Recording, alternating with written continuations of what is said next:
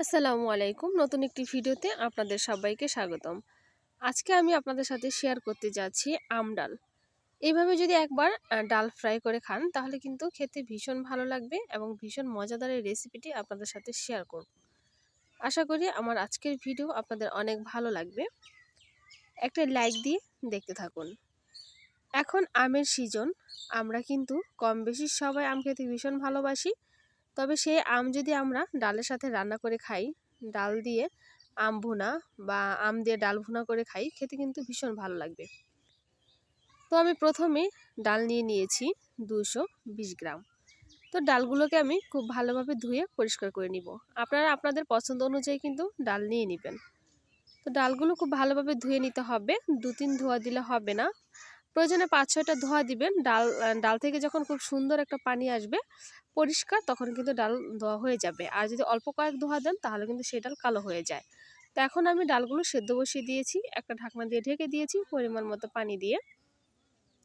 পানিটা আপনারা বেশি দিতে যাবেন না, যতটুকু ডাল দিবেন তার ডাবল পানি দিয়ে দিবেন। তো বলক উঠে গিয়েছে, এখন আমি দিয়ে দিলাম কিছুটা পরিমাণ লবণ, আর দিয়ে দিব কিছুটা পরিমাণ হলুদের গুঁড়া, যেন ডালের কালারটা ভীষণ সুন্দর আসে। তো এখন একটু নেড়েচেড়ে দিলাম, আবারও কিন্তু আমি ঢাকনা দিয়ে ঢেকে ডালগুলোকে সেদ্ধ করে নিব। তো আজকে যারা আমার ভিডিওতে নতুন, আমার ভিডিও যদি আপনাদের ভালো লেগে থাকে তাহলে অবশ্যই লাইক কমেন্ট শেয়ার করে দিবেন আর সাবস্ক্রাইব করে আমার পাশে থাকবেন। তো দেখুন ডালগুলো সেদ্ধ হয়ে গিয়েছে, এখন আমি একটা ঘুটনির সাহায্যে কিন্তু ডালগুলো একটু ঘুটে দিব। আপনারা যে কোনো কিছুর সাহায্যে ডালগুলো ম্যাশ করে নিতে পারেন, তবে একেবারে মিহি করে ফেলা যাবে না, একটু দানাটে দানাটে ভাব যেন থাকে। এতে কিন্তু ডাল ফ্রাইটা দেখতে বা খেতে দুটোই খুব সুন্দর হয় বা ভালো লাগে। সেদ্ধ ডালগুলো কিন্তু আমি আধ ভাঙা করে নিয়েছি। এখন আমি আমগুলো কেটে ধুয়ে পরিষ্কার করে রেখেছি, সেগুলো কিন্তু ডালের মধ্যে দিয়ে দিব। তো আমি কিন্তু একটা আম পুরো ব্যবহার করিনি, এতে ডাল কিন্তু অনেক টক হয়ে যাবে। আমি একটা আমকে 3 ভাগ করে 2 ভাগ কিন্তু ডালের মধ্যে দিয়ে দিলাম। আর কয়েকটা কাঁচামরিচ মাঝখান দিয়ে কেটে দিয়েছি, যাতে একটু ডালটা ঝাল ঝাল ভাব হয়। যদি আরও বেশি ঝাল খেতে চান তাহলে আরও কয়েকটা কাঁচামরিচ বাড়িয়ে দিয়ে দিবেন।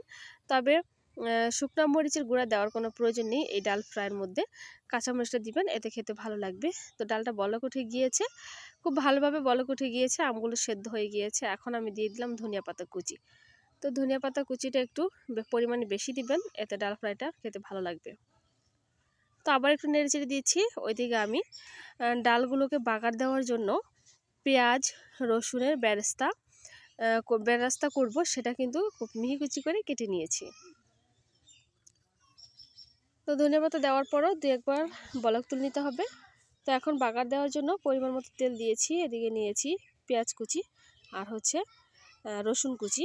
এখন এগুলো দিয়ে দিব, দিয়ে কিন্তু খুব ভালোভাবে নেড়ে চেড়ে আমি পেঁয়াজ আর রসুনটাকে বেরেস্তা করে নিব। আর অবশ্যই রসুন আর পেঁয়াজের বেরেস্তাটা পরিমাণ একটু বেশি করবেন, এতে কিন্তু আপনার ডালটা খুব খেতে ভালো লাগবে, খুব সুন্দর একটা ফ্লেভার আসবে। তো রসুনটা বেশি দিতে হবে এই ডালটা করতে গেলে। তো কিন্তু ওইদিকে আমার বেরেস্তা হয়ে গিয়েছে, এখন আমি ডালের মধ্যে কিন্তু ঢেলে দিলাম। শুকনো মরিচও দিয়েছি আস্ত, আপনারা চাইলে স্কিপ করতে পারেন। তো ডাল কিন্তু আমার রান্না হয়ে গিয়েছে, এখন আমি একটা পাত্রে বা প্যালাতে ঢেলে নিচ্ছি।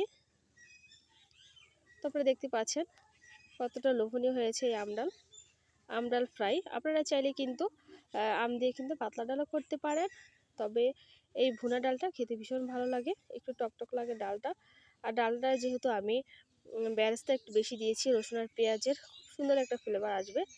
এভাবে অবশ্যই একবার হলে ট্রাই করবেন। তো আশা করি আজকের ভিডিও অনেক ভালো লেগেছে। তো সবাই ভালো থাকবেন, যেহেতু ঠান্ডা লেগেছে অসুস্থের কারণে ভয়েসটা একটু অন্যরকম, তো ভুল ত্রুটি সবাই মাফ করে দিবেন। আজকের মতো এ পর্যন্তই, দেখা হবে নতুন কোনো ভিডিও নিয়ে। সে পর্যন্ত সবাই ভালো থাকবেন। আল্লাহ হাফিজ।